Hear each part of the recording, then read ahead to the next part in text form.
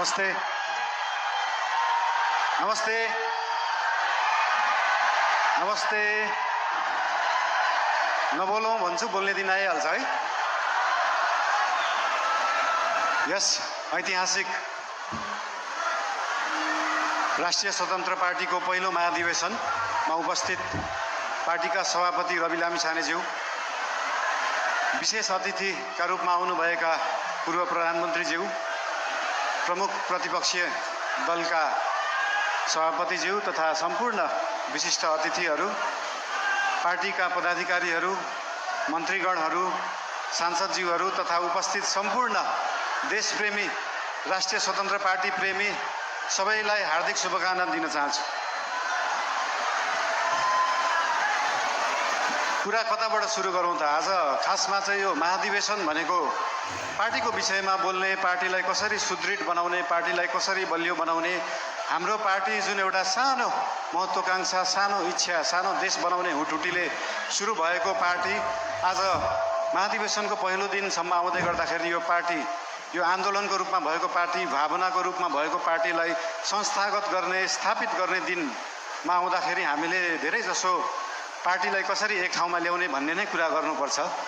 आज विभिन्न विशिष्ट अतिथिहरूले विभिन्न सल्लाह दिनुभएको छ, शुभकामना दिनुभएको छ, सुझावहरू पनि दिनुभएको छ, चिन्ता पनि लिनुभएको छ। सरकार भनेको त गाडी जस्तो हो, गाडीमा एक्सिलेटर मात्र होइन, ब्रेक हुन्छ, ब्रेक पनि लाउनुपर्छ भनेर चिन्ता पनि मान्नुभएको छ। त्यस्तो चिन्ता चाहिँ लोकल रोडहरूमा हिँड्दाखेरि गाडी सिधा गइराख्दाखेरि कहिले लेफ्टबाट गाडी आउँछ, कहिले राइटबाट मान्छेहरू आउँछ, तर हाम्रो गाडी लोकल रोडमा हिँडेको गाडी होइन, हाम्रो एक्सप्रेस वेमा हिँडेको गाडी हो। गन्तव्यमा पुगेपछि मात्रै ब्रेक लाग्छ, गन्तव्यमा पुग्नुभन्दा अगाडि ब्रेक लाउन जरुरी हुँदैन। र हाम्रो गाडी अनियन्त्रित पनि छैन, वातावरण पनि मिलेर गएको छ। त्यही भएर हाम्रो पार्टीप्रति, हाम्रो सरकारप्रति जुन चिन्ता लिनुभएको छ त्यसको लागि धेरै धेरै धन्यवाद पनि दिन चाहन्छु। चिन्ता लिनु राम्रो कुरा हो। जनता र जनताको भोट भनेको हावा जस्तो हुन्छ, कहिले हावा यताबाट चल्छ, कहिले उताबाट चल्छ भनेर चिन्ता लिनुभएको छ। हामीले कुनै हावा चलाएका छैनौँ, हामीले बाढी ल्याएर खोला फर्काएको र खोला एकचोटि सिधा बाटो, आफ्नो सही बाटोमा फर्किएपछि निरन्तर त्यही बाटो बगिरहन्छ। यो हावा जस्तो कहिले लेफ्ट राइट, उत्तर दक्षिण, पूर्व पश्चिम बग्दैन। त्यही भएर चिन्ता लिनुहुनेहरूलाई धेरै धेरै धन्यवाद दिन चाहन्छु। यस्तै चिन्ता हामीलाई दिइराख्नु होला, हामीलाई मार्गदर्शन दिइराख्नु होला। मेरो एकजना अनन्य मित्र, उहाँ अहिले हुनुहुन्न, उहाँले सधैँ भन्नुहुन्थ्यो मलाई, मैले म्युजिक गर्दाखेरि बालिन स्पटलाइटमा आउन सहज हुन्छ तर त्यो स्पटलाइटलाई मेन्टेन गर्न गाह्रो हुन्छ सधैँ। त्यस्तै चिन्ता आज यहाँ हाम्रा आदरणीय नेतागणले पनि लिनुभएको छ। त्यो स्पटलाइटमा राष्ट्रिय स्वतन्त्र पार्टी आएको छ, दुई तिहाई आएको छ, यो मेन्टेन गर्न गाह्रो हुन्छ। तर यहाँहरू सबैलाई म के भन्न चाहन्छु भने हामीले स्पटलाइटमा हामीले ल्याएको होइन, जनतालाई ल्याएको र जनता सधैँ स्पटलाइटमा थियो, स्पटलाइटमा छ, स्पटलाइटमै रहन्छ। हामीले दिएको प्रकाश नेतालाई दिएको प्रकाश होइन। हाम्रो सूर्य नेताप्रति मात्रै चम्किँदैन, हाम्रो सूर्यले जनतालाई प्रकाशित गर्छ। त्यही भएर यो जनता सधैँ अगाडि नै रहन्छ। र आज पार्टीप्रति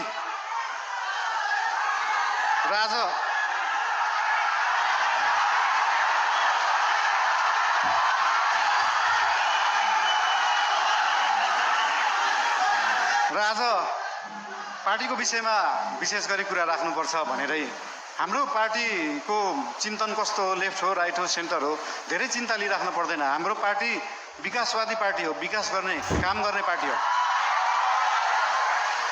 हाम्रो पार्टी अगाडि बढ्ने पार्टी हो। हामी प्रतिशोध साध्ने, पुरानो कुरा लिएर न्यू खोज्दै बस्ने होइन।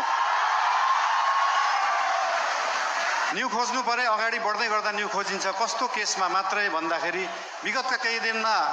विगतका दिनहरूमा कुनै फटाइ भएका छन्, सरकारी सम्पत्तिको दोहन भएको छ, सरकारी रकमको दोहन भएको छ भने त्यहाँनिर न्यू खोज्न जरुरी हुन्छ।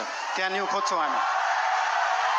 र त्यो न्यू खोज्दै गर्दाखेरि अख्तियारलाई 5 घण्टा सोधपुछ गर्नुपर्छ, सरसल्लाह लिनुपर्छ भने हामी 5 घण्टा मात्रै होइन 5 वर्ष गर्छौँ। 5 वर्ष अक्षरलाई राखेर सरसल्लाह गरिन्छ। त्यसमा चिन्ता लिइराख्नु पर्दैन। हामीले नियम कानुन मिच्दैनौँ, नियममा बसेरै काम गर्छौँ, नियमभन्दा बाहिर जाँदैनौँ। हाउभाउ हेर्दाखेरि यस्तो सोसल मिडियाहरू हाउभाउ हेर्दाखेरि अलिकति अनियन्त्रित देखिएला, त्यो देखिएको मात्रै हो। सबै चिज नियन्त्रणमा छ, कुनै चिज आउट अफ कन्ट्रोल गएको छैन। चिन्ता कुनै विषयमा लिनु पर्दैन। सीमाको विषयमा पनि चिन्ता लिनुभएको थियो। हामीले सीमाको विषयमा बोल्दाखेरि पक्कै पनि जुनसुकै देशसँग सीमाको विषय कुरा गर्दाखेरि उहाँहरूले पनि आफ्नो आपत्ति जनाउनुहुन्छ। आपत्ति जनाउनु भयो, मलाई अचम्म लाग्यो। ल ठिक छ, तपाईँहरूसँग प्रमाण छ भने ल्याउनुहोस्। हामीसँग त प्रमाण छ, हामीसँग कालापानी लिपुलेखको प्रमाण छ। र त्यो प्रमाण लिनलाई हामीले पहिला ब्रिटिसले राज गर्दाखेरि त्यो प्रमाण ल्याउनुपर्छ भने ल्याउँछौँ भनेका हो। हामीले ब्रिटिसलाई मध्यस्थकर्ता राख्न खोजेका होइनौँ। हामी हाम्रो छिमेकीहरूसँग आफै कुरा गरेर मिलाउँछौँ। हामीसँग प्रमाण छ र हामी ल्याउँछौँ, त्यो कुरा गरिएको हो। यसमा आशंका मान्नु पर्दैन।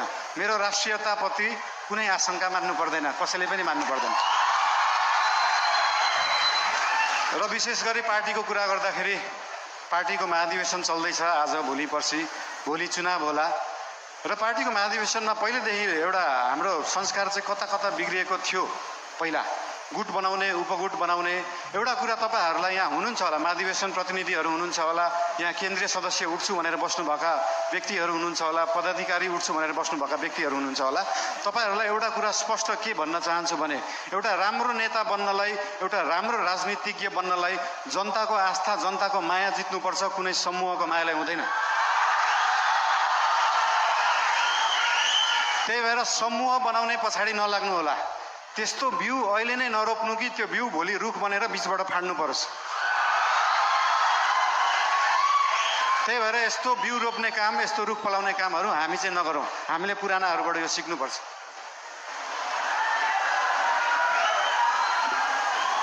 र एउटा कुरा के भन्न चाहन्छु भने हामी नयाँ पार्टी हो, नयाँ सोचले गर्दा हामीले हरेक चुनावमा गएर एउटै एजेन्डा बोकेर जाने, सुशासन ल्याउँछु भनेको छ, सुशासनको लागि एजेन्डा बोकेको छ, सुकुम्बासी समस्या हटाउँछु भनेको छ। हामीले यही कार्यकालमा सुकुम्बासी समस्या समाधान गर्छौँ, यही कार्यकालमा सहकारी समस्या समाधान गर्छौँ।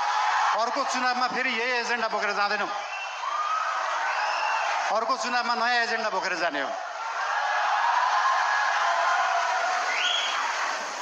र भोलि पर्सि हुने चुनाव भयो अथवा केही भयो, चुनावमा कसैलाई सिसिएम बन्न मन लाग्छ, कसैलाई पदाधिकारी बन्नुभयो, ठिकै छ। बन्नु भएन भने पनि चिन्ता किन लिनु पर्दैन भन्दाखेरि हाम्रो गठबन्धनको सरकार होइन, हाम्रो एकल पार्टी सरकार हो। र एकल पार्टीको सरकार हुँदा के बुझ्नुपर्छ भन्दा हरेक मन्त्री प्रधानमन्त्री हो, हरेक सांसद प्रधानमन्त्री हो, हरेक पदाधिकारी प्रधानमन्त्री हो, हरेक सिसिएम प्रधानमन्त्री हो, हरेक कार्यकर्ता प्रधानमन्त्री हो, हरेक आस्था राख्ने मान्छे प्रधानमन्त्री हो। भोलि तपाईँले सिसिएम जित्नु भएन, म सिसिएम भएको भए यो गर्थेँ भन्ने छ भने आउनुहोस्, भन्नुहोस्, पार्टीलाई भन्नुहोस्।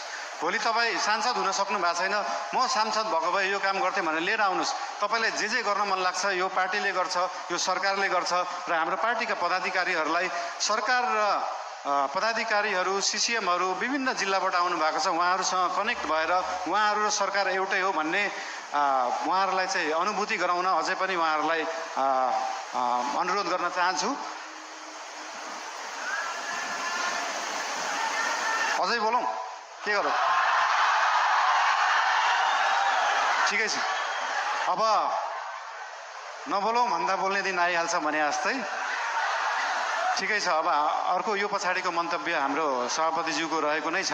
र एउटा कुरा फेरि अन्तिममा के भन्न चाहन्छु तपाईँहरूलाई भन्दाखेरि पार्टी चाहिँ एकै ठाउँमा राख्ने कुरा हो, पार्टीलाई एक बनाउनुपर्छ। आज भोलि पर्सि चाहिँ हामी पार्टीको बारेमा सोचौँ र त्यो पछाडि 5 वर्ष देशको बारेमा सोचौँ। धेरै धेरै धन्यवाद।